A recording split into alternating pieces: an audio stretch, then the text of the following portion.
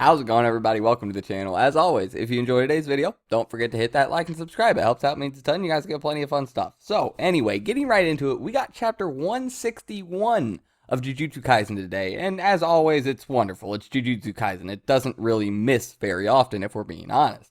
So, we start off with this lady, and she's like, hey, Amai. I don't know if we know Amai, but I don't know. We'll get into this later. So Amai's talking back and is like, I haven't seen anybody. Apparently this lady's wanting Amai to signal if he sees any people. That way she can apparently fly over and smack the crap out of them. Because we see this woman's hair turn into a rocket. Akutami's going to get wild with these curse techniques. I hope everybody knows this and is ready for it. Akutami is going to get wild with some of these curse techniques. I'm just saying, he's going to go out there. Anyway, we end up cutting back to Itadori and Megumi, and they're just about to enter the barrier. So Megumi's kind of going over it like, we should probably watch out the most for these sorcerers from like 1,000 years ago. Itadori's sitting there, yeah, that's kind of what I was thinking. But I want you to explain it to me. So Megumi's just like, oh my god. Okay, so you don't get it. All right, fine. Anyway, even 100 to 200 years ago, the quality of life, what a life meant to people, how people treated each other, was far, far worse than even today. Go all the way back to 1,000 years ago, people treated each other terribly, awfully, just downright, yeah, things were not as nice. The world has gotten better, trust me, just go back and look at some history. Things have gotten a lot better, guys. So, yeah. These people are a lot more brutal, a lot more primal, I guess you could say.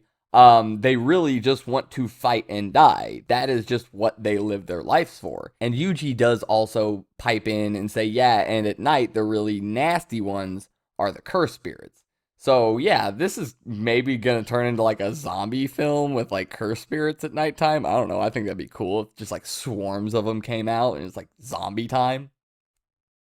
I'm just saying, that would be dope. So, yeah, we talk about all this, talk about the fact that we need to look for Kashimo and Higuruma, I believe are the two that we're looking for. I think it's Kashimo. I know Higuruma, but anyway, doesn't matter.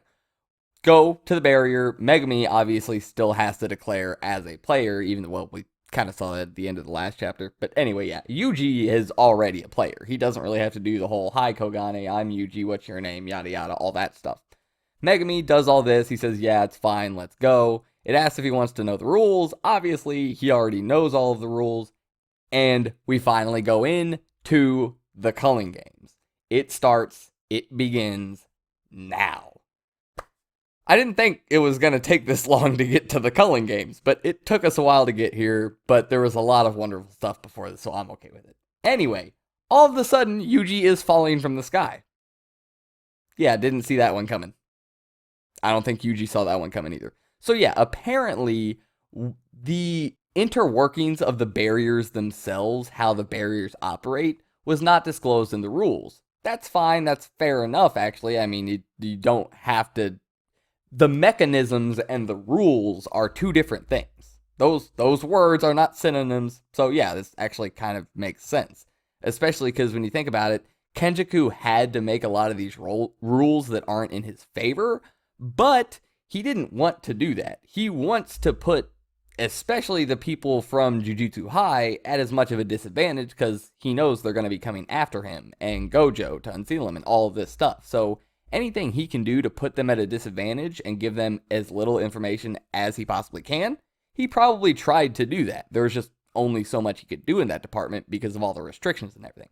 But anyway, yeah. So the people we saw at the beginning, the kid has a signal thing. I can't remember what Yuji called it. Whatever. Yeah. So he's literally signaling this woman in like an airplane. Like, yeah, you're good.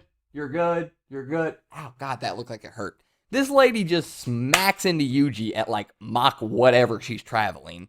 Yuji just gets sent through a building with this lady also pushing him through the building. And yeah, Yuji's pretty much okay. I mean, this is very impressive. Don't get me wrong. But we know Yuji's a tank. we already know at this point that Yuji is extremely powerful. So yeah, this did not really surprise me that this didn't really phase Yuji very much, but obviously it surprises the woman that just punched him through a building and just sees him like fine on the other side. So Yuji lands on the rooftop, and all of a sudden, with no time lost or nothing, okay, before I get into this, can we all just take more time out of our days and appreciate how clean, how smooth Yuji is in a fight? Please. He does not get enough credit. He gets a ton of credit in this department, I know, but it's not enough. It can never be enough. Just great. Anyway, so yeah, he just throws a fastball of rubble infused with cursed energy at this woman, snipes out her stomach, basically, just like the side of her abdomen, snipes it out like the Beast Titan from Attack on Titan. If you've seen that, yeah, just sniped her out of midair. If you go back, which I did notice this the first time going through, if you go back in one of the panels right after Yuji got knocked through the building before he landed, he had this like board or whatever behind his back. So Gege Akutami took the time to draw the rubble in Yuji's hand in one of the panels before having this happen.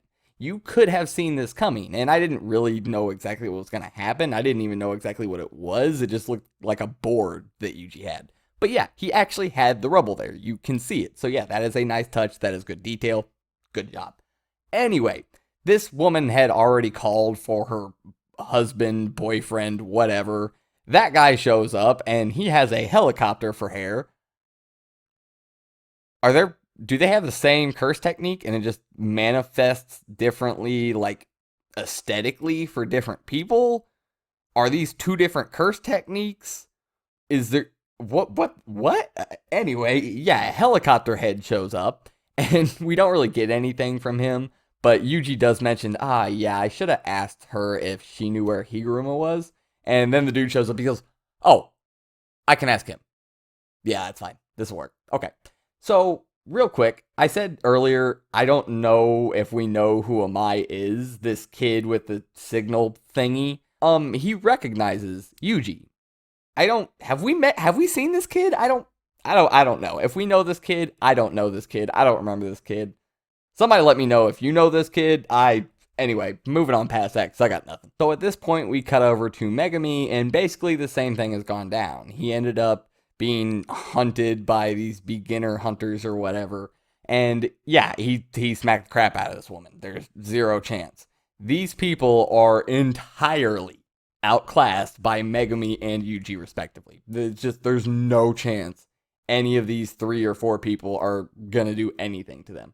So Megami's sitting there. We're getting this outward dialogue between him and this woman where he's very calm, collected, getting to the point, not dealing with any crap. And we have this inner monologue where he's like, okay, shit, I did not expect us to be split up like that. I figured we're just going to walk through and be like, all right, let's go, and yada, yada, doop. That crap. Okay, Nue, did you see Yuji? Nue's just sitting there. I feel like Nue is just such a good boy. I feel like all of the shadows are just such, like, the goodest of boys. Anyway, so yeah, he's sitting there like, okay, Nue couldn't even find Yuji. This place is gigantic. We're probably like 2 kilometers apart. This is way bigger than Shibuya. Oh, okay, it's fine. We're both trying to find the same person. We'll go to the same place, whatever. Do you know where Higuruma is? And he starts tells the woman, like, if you know where he is, tell me where he is. And this woman's sitting there with a bruise on her face, like, men think women will do whatever they want after they hit him. Megami's not having any of this. He's like, answer me now. So this woman goes, okay, fine, but you have to, it's got to be a give and take. I got to get something out of this. I'm not just giving you information for free.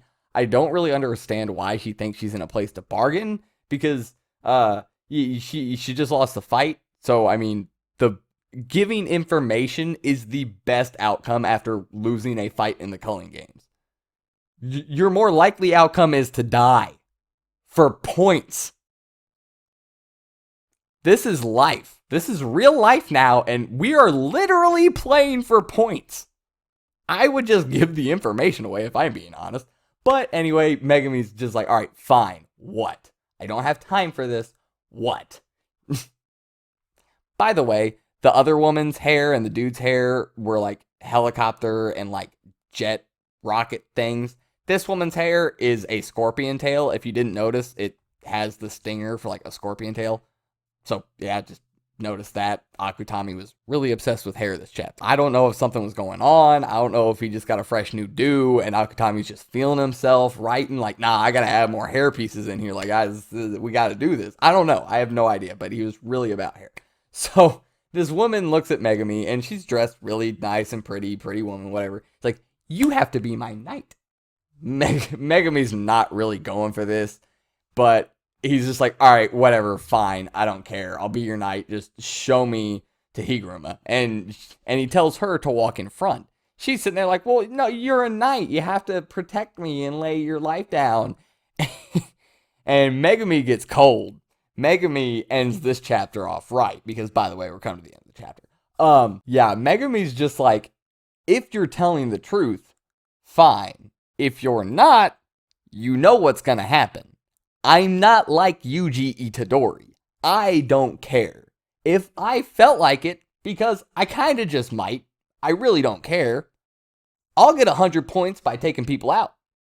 You think I care? You think I won't? You think I won't end enough people to stat my points to save my sister, one of the only people in this entire circle that I care about? Nah, try it. Try it. Let's go. Go ahead. Like, Megumi is not playing around, everybody. Do not forget this. For a single instant in the Culling games, do not forget, Megumi is not playing around. One of the only people that he, like, loves in this world, would probably do anything for in this world. Their life is on the line. That's all Megumi is thinking about. So yeah, this dude is serious. He is angry. Kind of rightfully so. This is his family. I mean, come on. So yeah, that was actually insanely awesome. To see Megumi like that, I mean, I know Megumi has this darker side, but he really does just come off as more of caring nowadays. He's like calm, collected, like not outwardly showing a ton of bubbly emotion and like happy, smiley, fun like Yuji, but he's caring for all the people around him. And that's what he gives off most of the time. And this is coming from that place, but this is outwardly showing a lot of angry emotion because we care so much. So yeah, this dope. I loved it. Chapter was awesome. It's Jujutsu Kaisen. It's always fun. There wasn't like a lot of huge stuff going on. This is really just the intro to the Culling games, but it was a good intro. So I hope you guys enjoyed the chapter. I hope you enjoyed the video. If you did, like I said, don't forget to hit that like and subscribe. It helps out. It means a ton. So I'll see you guys next time. I'm out.